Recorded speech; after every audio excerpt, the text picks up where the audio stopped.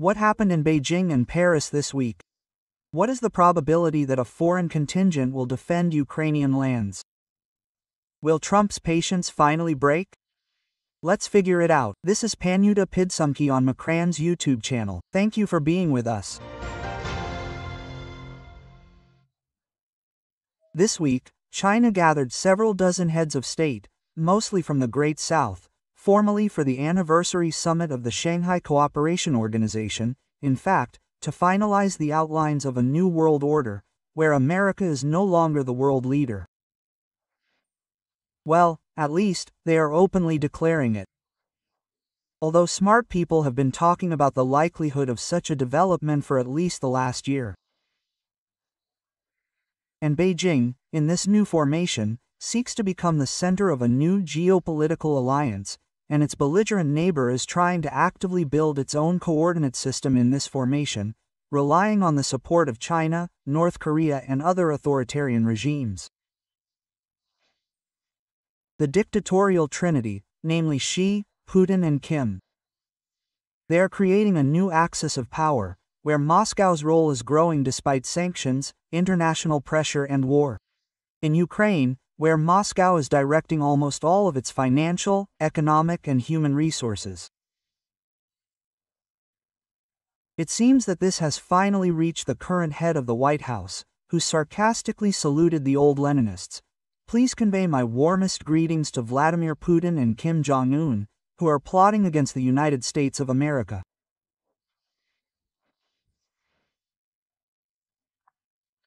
Then perhaps with insight will come determination, because when Trump realizes that it seems we have lost India and Russia, who have sided with the deepest, darkest China, perhaps he will act differently, knowing that the strengthening of China will lead to inevitable conflict with the states. May they have a long and prosperous future together, Trump wrote. But it will end very quickly. I read between the lines, because, for example, Delhi immediately flew in. According to Trump, India proposed to reduce tariffs on American goods and it's already too late. This means that the 50% tax rate on Indian goods from America will remain. But India is not going to give up Russian raw materials, oil in the first place, even though it flew in for this.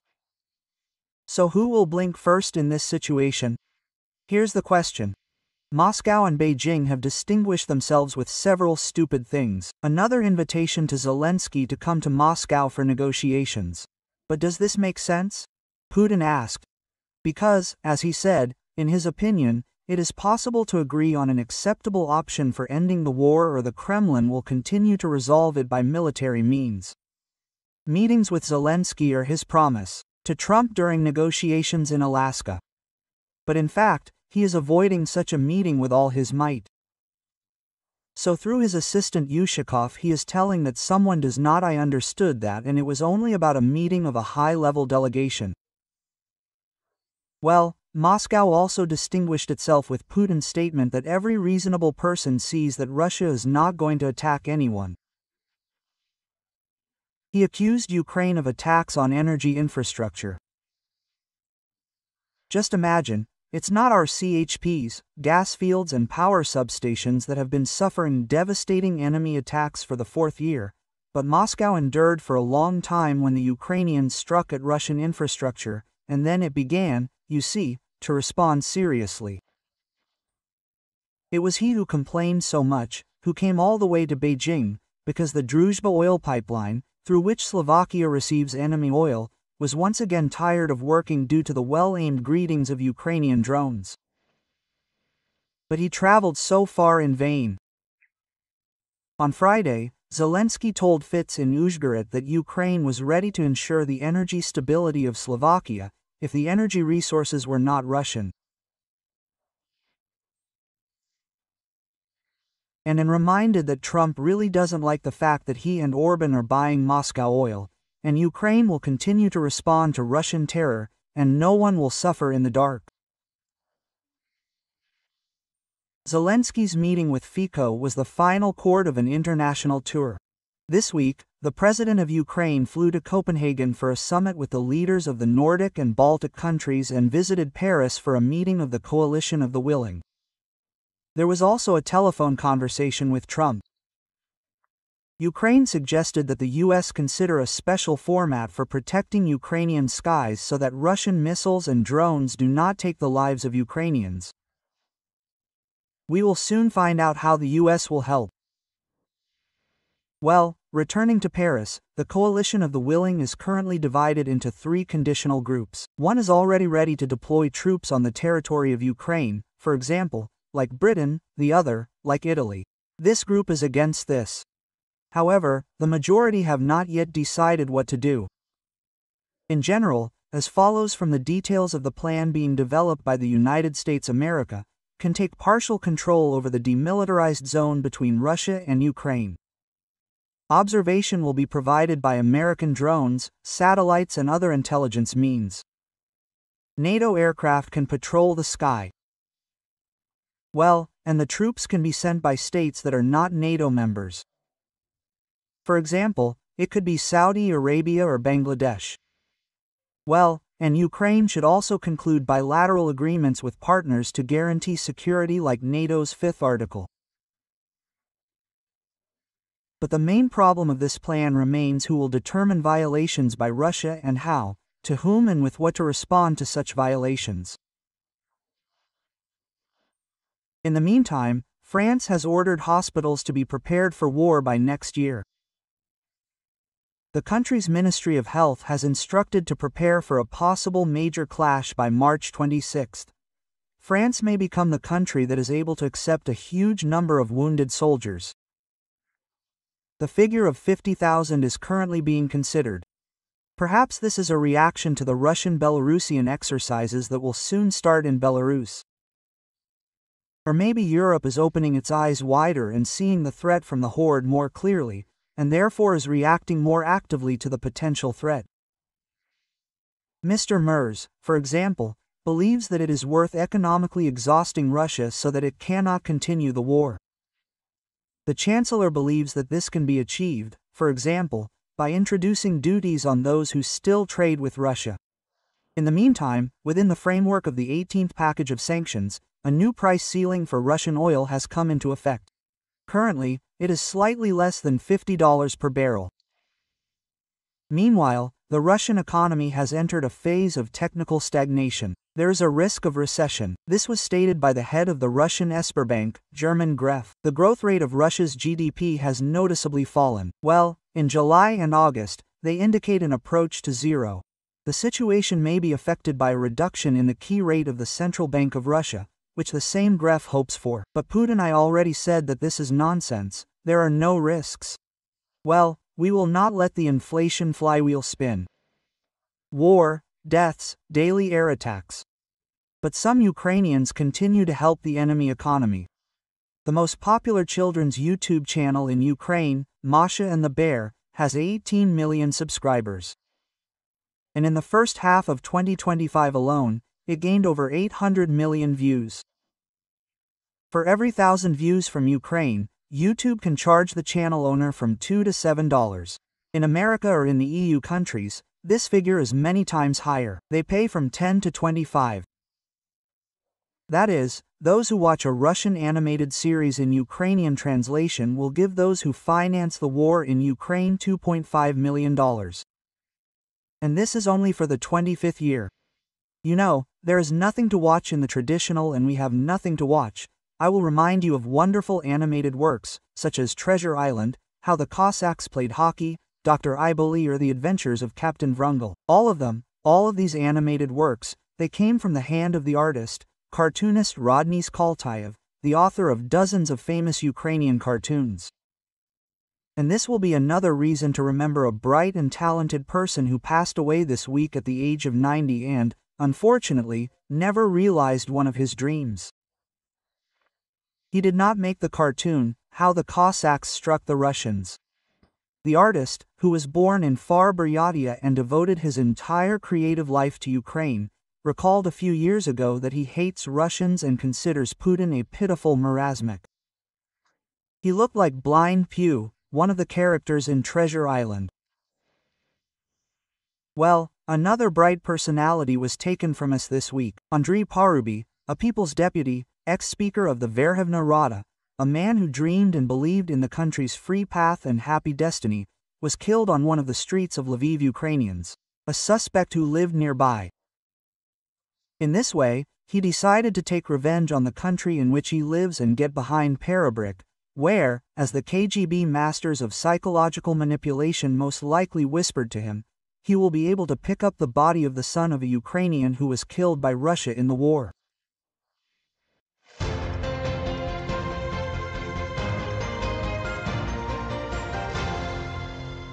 About the axis of evil made in China, the formation of a security guarantee for Ukraine and Trump's patience. Let's talk with the guest of the program. Mihайло Podоляк, advisor to the head of the presidential office, visited our studio today. My greetings, Mr. Mihайло. Greetings. And while preparing for our conversation with you, I saw one of the quotes that you expressed your opinion about a week ago. You said that before Anchorage, before the meeting between Putin and Trump in Alaska, there was an ideal picture of ending the active phase of the war in Ukraine. This is what Ukraine offered. We cease fire, stop hostilities and build on this. Then we build our further security, our further defense initiatives and strategies. What has changed during this time? What should Ukraine do to make the ceasefire story relevant again? Nothing has changed. Everything is the same as it was before the meeting in Anchorage, and we are just going around in circles. Certain big players, let's say, yes, they still believe that it will be possible to somehow get by without making decisions, difficult decisions, and end this global conflict. And I emphasize once again, this is not a regional conflict, this is a global conflict. This is a conflict about the redistribution of influence. And look, Anchorage, Washington, and then Tianjin, Beijing, they clearly showed that everything, the world that existed before yesterday, before Anchorage, is no longer there. And if the United States does not make the necessary decisions, then the global construct will look different. Another country will dominate. It is already openly talking about it. Previously, it did not allow itself to do this. A year ago, 6 months ago, they cautiously commented on everything that concerns global redistributions of political influence. They said that we are only interested in economic competition. In Beijing after Anchorage, they saw that after, let's say, the bilateral format of President Trump, subject Putin, nothing happens. On the contrary, Russia is becoming more impudent, and Russia is today an integral part of China's global interest. And China clearly stated, we want a new system of global governance. First, a new system of global security. Second, and third, we want our role, which should be dominant. Everything. I apologize, wanting is good. Does it have the tools, resources to achieve such dominance? They are being instilled with these tools. First, a large number of countries, resource countries, even those that had certain conflicts there among themselves, or with the same China, for example, India, they understand that with the United States in the form it is today, they will not agree on certain rules, on certain stability.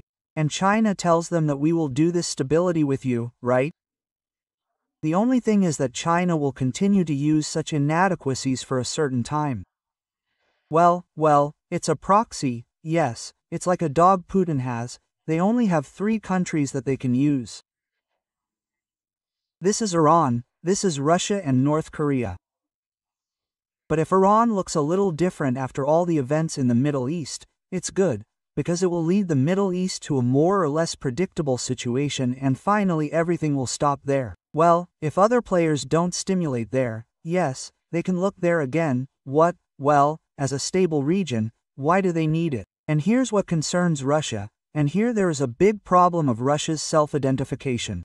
Russia still considers itself a big country, and it's not. Russia does not have the resources to have the status of a big country. That is, they. And didn't the summit in Beijing show something that Russia is being raised higher than it is? No, Russia is not being elevated. China is playing a game. They are pretending that Russia has some influence because they understand that today there is still a certain media aspect called Putin. Yes, he can be used as a puppet that will scare everyone and get certain dividends due to this. That is, China is clearly playing this game in a structured way, and this is obvious. Therefore, the negotiations should be completely different. The configuration of the negotiations cannot be with Russia. The configuration of the negotiations, if we want to achieve something, should be the United States, Europe with Ukraine and China. And somewhere nearby there may be Russia. And China, look again, Russia is not subjective. Everything that exists in Russia depends only and exclusively on China. Whatever China says, Russia will do. Even if Putin says that he wants something there, does not want it, he started the war, did not start the war, it makes no sense, because he cannot end everything. He doesn't want to finish, because it's just a war. Look, you say it yourself, Putin looked like someone in Beijing. And why did he look like that? Because there's a war going on. Look, let's remove the war. What is Russia? How can it be useful to someone? You already totally control its economy. I'm talking about China. You already have its total resource dependence on you. Well, that is, you have to sell all the resources practically only to China. Well, he wants to say at what price and in what quantity. Yes, they are very successful and will build a project called Power of Siberia 2. There must be money there that Russia doesn't have, Russian. Technologies that Russia doesn't have, Russian. And the market must be a monopoly Chinese. That is, you will sell to a monopoly buyer at the price that he tells you. Yes, there is also the question of whether there is as much gas as they are ready to sell to China given the current state of their gas sector. And, well, I'll put it this way, Putin won't have enough gas for the 150 years he plans to live there. And in general, let's say, oil and gas will be enough exactly until there is another global energy system, and it will be in any case. Mr. Mikhail, then China as the center in this axis of evil and minus America, as the world leader, about which we can now talk. What do we have for active work with China? What can we convince them of? What arguments do we have for them and what kind of relations do we have with them now? We will now move on to China. We have Ukraine with you and this is the main thing. This is the main asset today. Not everyone may understand this yet. Ukraine is subjective, Ukraine is active. Ukraine clearly understands the position in which we are and in which Europe or the global world is. Ukraine may not be able to articulate it precisely yet, right? Well, because it must have a certain experience there and so on. But the key asset for Europe is Ukraine. The key asset for Western civilization is Ukraine. This is the nation that says how to further build relations with everyone. With China, there, with Russia. There is no difference. But I would make a small remark. China is not a Wisla. Not at all. Wisla is primitive Russia, the DPRK and Iran. This is a classic, and China is not. China plays a completely different game. I want to remind you here that China never starts a war. It does not wage offensive wars. China's entire history is defensive wars. They will not give up theirs. If it is possible to increase, but at the expense of intrigue, as you said, a chess game, they will do it, but they will not exactly fight directly. They will not attack you. And China will not go to the extent of having a global war, because it is not interested in it. It is interested in domination through intrigue. And they are demonstrating this perfectly today. Conversely, the United States has always dominated through an understanding of power. Well, that is, everyone in the world understood. Yeah, there is, as they said then, an international policeman, yes, that is, who will come and in any case, if you violate something, there will be punishment from him. That is, everything that today, unfortunately, looks a little different. That is, there is no feeling. In many regions there is no feeling that there is a global policeman who watches over so that functions are not violated, so that rules are not violated, laws. And this is a problem. And this is a moment of restructuring the world. And that is why we are returning. We have an asset called Ukraine. And this asset is already entrenched in the understanding of an asset in Europe. This is a completely different level of subjectivity and a completely different level of sovereignty. That is, no one will allow Ukraine to disappear. Why? Because then Europe loses a fundamental element of its future configuration, both security, economic, political, and so on. What should be done? Well, we need to continue doing what Ukraine is doing. The first is effective communications with Europe. That is, they should be even more integrated, more consistent, more active, and Ukraine is invested in this. Second, to prove it together with Europe. I understand that it is difficult, because if a country, I'm talking about the United States, lives there in situational moments, yes, well, it is difficult to explain what strategies are, but it is important to explain. And we see how the point of view is changing in Trump's entourage, in Trump himself, regarding the role and reputation of the United States. That is, Western civilization cannot lose the United States. The United States cannot transition to the status of a neutral state that has isolated itself in its problems and does not react at all to what is happening in the world, because this will significantly weaken both the United States and Western civilization as a concept, right? Well, we still need to work with China, because China still believes that for a certain time, if the war goes on, they will score points, whist, yes, and thus become more and more demonically global. But many of us expected this week at that time. And Trump, who gave a deadline for Putin to meet with Volodymyr Zelensky, signed some agreements, that is, do something to show that he is ready to end the war. This did not happen. But is there this feeling that Trump's patience may break out? Or again, in the current history, we can't just hope for this, it will no longer be of such fundamental importance for us. And these are different things. Ukraine must do what it must do, that is, strengthen itself, find partners who will invest in the army, in military production. This is what Europe is doing, strengthen itself diplomatically there, look clearly, structured in information. These are red lines, we will not give in here, we will not give in here, and Ukraine is doing all this. As for the United States, this is a question of Trump's choice and it is obvious. I think that patience will run out, because, well, it is such an obvious humiliation that Russia is demonstrating towards the United States. That is, they are doing everything the opposite. They are openly lying to him there in a phone conversation or in Anchorage.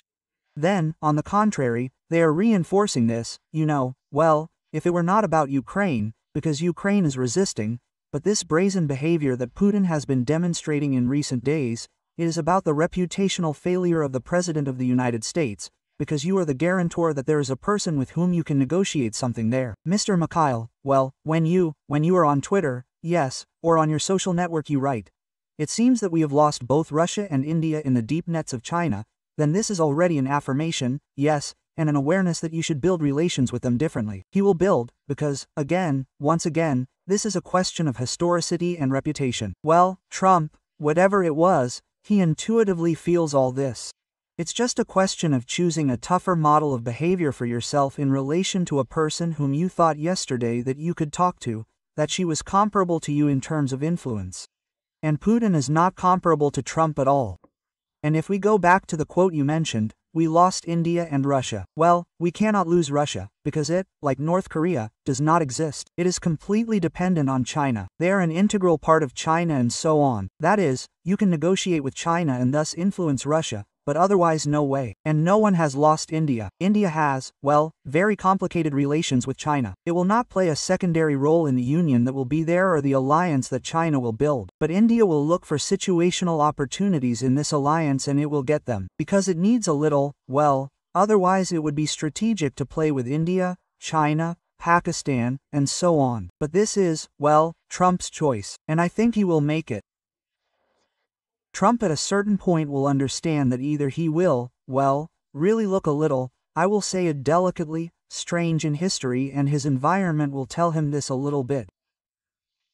Or he will really look like a person who has gained a lot of experience there and is a historic president for the United States.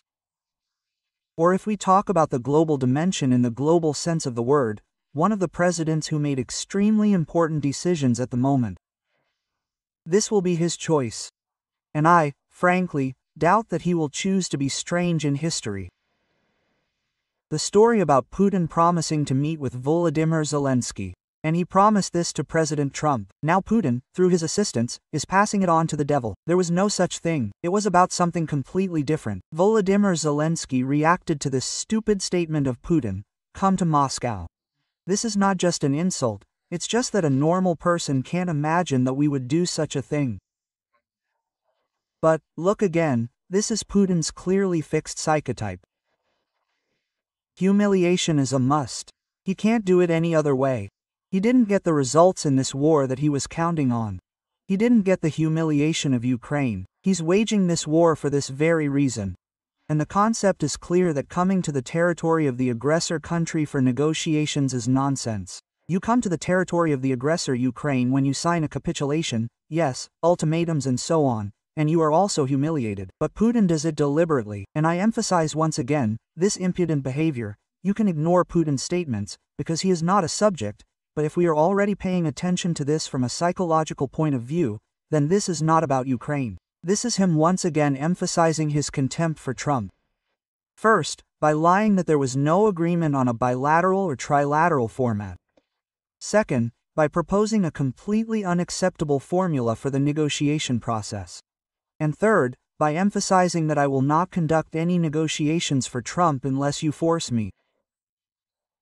Why then do we fixate on the fact that only in the format of 2- or 3-way negotiations will Ukraine meet with Putin and decisions will be made? We are still forced to state that only Putin in Russia makes this or that decision. We are forced to demand or hope for such a meeting. And we are a little wrong. Here we need to understand the sequence a little. President Zelensky constantly emphasizes, we do not want to give anyone a chance to accuse us of being unprepared for the negotiation process, for a ceasefire, for peace. Understanding that all this was obvious to us from the beginning, Russia does not want either the negotiation process, or a ceasefire, or an end to the war. Russia cannot withdraw from the war. By the way, we have already discussed this repeatedly. Why? Because there is no alternative and it is cheaper to fight than to withdraw from the war. But Mr. Zelensky is right. We must show that we are ready for anything, understanding that this will not happen, and continue to insist. Well, look, we are ready, they are not. And then the president says, then use the tools that we agreed on with you. You said that you would use the tools of pressure, please. Quote, and this is important. This is important, because when you, if everyone realized that you are ready for some process, and the other side is demonstrating. Look, today all the talks from the countries of the global south have ended. Why don't you sit down at the negotiating table? We remember the Brazilian formula, the Chinese formula, you see, Ukraine doesn't want to sit down at the negotiating table, and that would solve everything. And Russia said, let them sit down at the negotiating table with us. Today, it is obvious to everyone, including China, that the only country that doesn't want the war to end is Russia. They won't say it outright, of course, but they will realize it. This is an important achievement, a political achievement, very important. And then the second achievement should be that we need to stop talking to Putin. We need to stop stimulating him to behave insolently, and for this we need to use instruments of coercion. And lastly, of course, we realize that a classic military autocracy has been built in Russia. And of course, at the top of this autocracy is only the subject Putin. Everyone else doesn't make any decisions. Yes, there is a small Politburo there, which includes brothers, and a few more shirt-wearing people, yes, and cutthroats and the like, but still, mass murder is an obsession only with Putin. He wants it. Others make money on it. Others are pragmatic about it. Yes, vile, but pragmatic. And Putin is in love with the murder of Ukraine. China could tell Putin to stop the war, but we talked before that China is not yet ready for such a decision. It is easier for it to watch as the corpses of enemies float by. Or it is profitable for China to watch as the reputation of a global opponent declines. They do nothing and today have their own reputation, which is growing. Certain alliances are forming around China, and the reputation of a key opponent is falling. At the same time, they do nothing, do not invest. This is an ideal configuration. Do you have a feeling that this consolidation is happening around Ukraine right now? This week, which is coming to an end, Volodymyr Zelensky was at the summit of the Nordic and Baltic countries, then the coalition of the determined in Paris. There is a feeling that, after all, in addition to this concern that they will still come to the European shore, deep and not only to the territory of Ukraine, are the eyes of European leaders still opening wider, and they will begin to not divide themselves into three layers, yes, who is ready to come to Ukraine with troops, who is not ready to come from, and, as they say, there to roll up their sleeves and start all the same children. Some are opening up, some have been open for a long time, some are ready to invest, significantly invest in the counter-war and in general in guarantees of deterring Russia. As such, some still believe that it is possible, I apologize for this undiplomatic word, to sweat it out, the Persians. Yes, to sit it out, yes, and so on. I understand that Europe today looks completely different, much better than it was in the beginning on a full scale. And we especially remember all these periods, their Sarkozy, Merkel, yes, this is all strange, the most late Berlusconi, we remember, yes, all this is no longer in Europe. Yes, there are pro-Russian political parties there, there is great influence of Russia on social movements there, on some public organizations there and so on. A cultural product. Well, there are still many fans. How should Russian culture be separate? Well, it doesn't glorify murder, right? There's Russian sport. Today, the periodic conversation is raised again. And why did we ban Russian football from participating in championships there? Well, Europe, the world, and so on. That's all there is. But Europe has changed. They understand the risks, especially in Northern Europe. They are as active as possible in this direction of Eastern Europe. They, well, except for certain countries there, yes, which again want to sit on two chairs. That's also a strategy. Sometimes it's successful. As a rule, you are simply torn against these two chairs, but not everyone, well, you know, everyone says that you can learn from other people's mistakes or learn from history, but no one reads history, analyzes the mistakes of others. Yes, everyone likes to bang their foreheads against the wall. Well, they just like it, right? That is, they want to do everything wrong, but personally. And so many in Europe continue to stubbornly break down the wall of misunderstanding of what Russia is. We can look at it reflectively, yes, well, that is, emotionally, negatively, or we can simply continue to do what Ukraine is doing today. It seems to be explaining delicately, indelicately, what Russia is, what risks exist, and in return it only wants consolidated collective support. And this support is becoming more and more logistically correct. We are not into politics now, we are at war now, but Europe still has a political view of what is happening in the context of the war in Ukraine. And some time ago there were political jealousies, yes, and there was political confrontation. Has Europe gotten rid of this now? Is there unity, consolidation?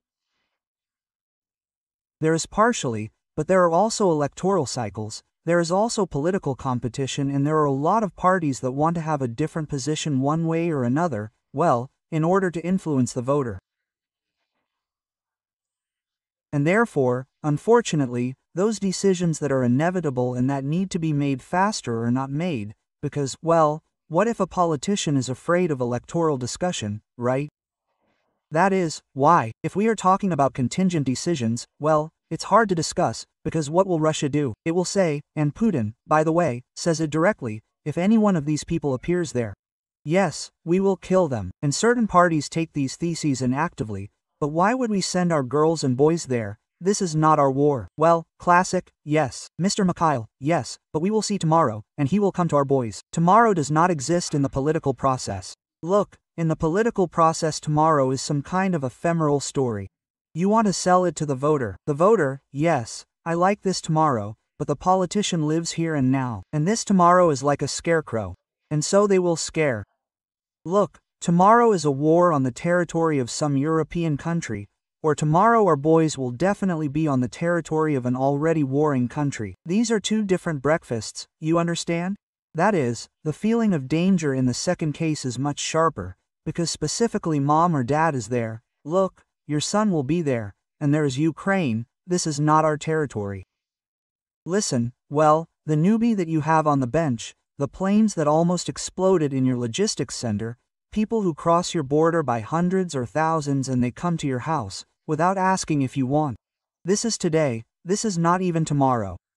Why doesn't a European go crazy about this? Yes, why wouldn't he? And they won't go crazy, because these are situational stories, right? Well, that is, Salisbury, Skripals, there is sabotage, an attempt to kill the director of one military company, another, warehouses that are blown up in the Baltics, where cables are cut there, dozens of other terrorist attacks, well, or terrorist attacks, but these are individual cases that an ordinary consumer of information does not build into the scheme. Yes, well, it's like a crime, yes, well, there is one murder, second, third. It must be proven that a maniac kills everyone with the same handwriting. And then it's already scary, but it's scary not for the whole country, but for the region where he is based and so on. This is profiling of the crime as such. And not everyone, you know, once again I will return to what is most dangerous. Many people in Europe were accustomed to the fact that Russian culture is very cool. It's cool music, cool literature, and so on. France, for example, there was a lot of cultural influence from Russian Italy. Despite the 18th century, and Russia still invested a lot of money to participate in the Berlinale, the Venice Film Festival, constantly held some of its own events, gave a huge pile of grants. By the way, we are only saying that we were given grants, but Russia spent a huge pile of grants there for the Sorbonne, for all European universities and so on. And Russia was Russia, it was permeated with the intelligentsia of these countries, right? And it's hard for them to say to themselves, look, we love the literature of maniacs. And in fact, the Russian world is not about anything cool, right? It's about murder, rape. They don't even want to remember what happened after practically the end of World War II, when the Soviet army entered European countries. What did it do in the Czech Republic? And what did it do in Germany, in Poland and so on? They don't even want to remember it. But it's history. Look, Hungary, it would seem that you have a clear history of 1956, but look at Orban. He sincerely believes that the programs about bending to Putin are very cool, and this is self-abasement. But he, doesn't care about it at all. Therefore, the expectation that everyone will see Russia through our eyes was desirable. But for this we need a completely different level of our influence. Cultural, informational, diplomatic, a completely different level of negotiators, yes, and so on. What we have been lacking for 34 years. Today we are subjective. Today Ukraine is heard on a completely different level, including thanks to the president, who is actively promoting what Ukraine is and why the danger from Russia will not disappear. But we need to scale it all up. And I think that over time we will scale it up. Over time we will be a truly integral cultural part. I am talking about the cultural and information part of Europe now. And Europe will understand, because it will be integrated into us, and we will be integrated into Europe. Not just like people say today, these are refugees, let's stop giving them payments there, let's send them away, let them fight, and so on. And we will be part of Europe with a full-fledged part, when they talk to us as equals. But for this, some time must pass. And I return to your question, what and who can stop all this, and who is the biggest asset today? Ukraine. Only Ukraine. When they tell us about guarantees security, which are currently being actively discussed, or being finalized at several levels, I'm sorry for that bad word, that postscript is, me, yes, on the first peaceful day. That is, everything that will happen up to this point is, in principle, just projections. Excuse me, chatter, promises. We will have none of that until we at least suspend military actions. Yes, something is a little bit wrong, Mr. Olish, a little bit wrong. Look, in parallel with the fact that we are prescribing security guarantees, and these should be clear and legally binding actions, and at the same parallel moment, European countries are finding opportunities within their packages to transfer weapons, transfer drones, or invest in drones and so on. That is, they are doing it. The question is that Europe is not ready for war. Just as it was not ready, it is not ready yet. But they are increasing investments in their production, in our production and so on. The question is that the war can only be ended by coercion from Russia. We always return to the same thing. And security guarantees must be prescribed now, because then it will be clear, the war is over and we don't sit down, talk about what will happen next, and we already know, it's over and here are the contingents, here are the bases, here are the number of weapons, here are the legal documents and so on. But the moment of the end of the war, here we go back to the United States, because this was Trump's position. He also said that he is a monopoly, practically a global mediator, that he has the tools to directly influence Putin. I'm not saying pressure, but direct influence. And the United States has much more weapons in stockpiles, which are parity in terms of quantity with what Russia uses, thanks to the help of China and the direct participation of North Korea in the war. Therefore, the question is clear. We will always return to it. If we don't want to go around in circles there for another few years, yes, we will return, because either the United States really returns to the status of a global leader and global moderator in order to still look powerful against the background of China, they are forcing Russia to end the war in Europe. We have already discussed the tools, I think there is no need here, everything is clear here. Or the United States finally and formally declares that there is no more American-centric world, but there is a China-centric world and that's it. Whether they want to admit it or not, that's their choice. Again, because, I emphasize once again, Europe could make this choice if it were subjective. It is only becoming subjective today. They are investing today. So returning to the question of Europe, consolidation is also becoming subjective today, much more subjectively. Leaders are emerging there, they are taking responsibility. The same Mers, the same Macron, yes, this may not be the level of responsibility that we would like to have today, but they already look different than their predecessors. And that's very cool. Well, maybe in Trump's version, they will change the ministry sign and on the Ministry of Defense, on the sign the Ministry of War, and a lot will change. I don't think that Europe should form a Ministry of War and or a special European Commissioner for War in Trump's understanding. But in fact, this feeling is that European leaders are still starting to move a little faster and a little faster to assess the danger that appeared on their borders not yesterday. Perhaps this will bring us an inner awareness that we are not alone. We are not alone, but in the fact that we will be understood better and that we will be helped faster and our affairs will still go a little better. Mr. Mihайло, thank you sincerely for the conversation. Mihайло Podоляк, advisor to the head of the Office of the President of Ukraine, was a guest on our program. Thank you.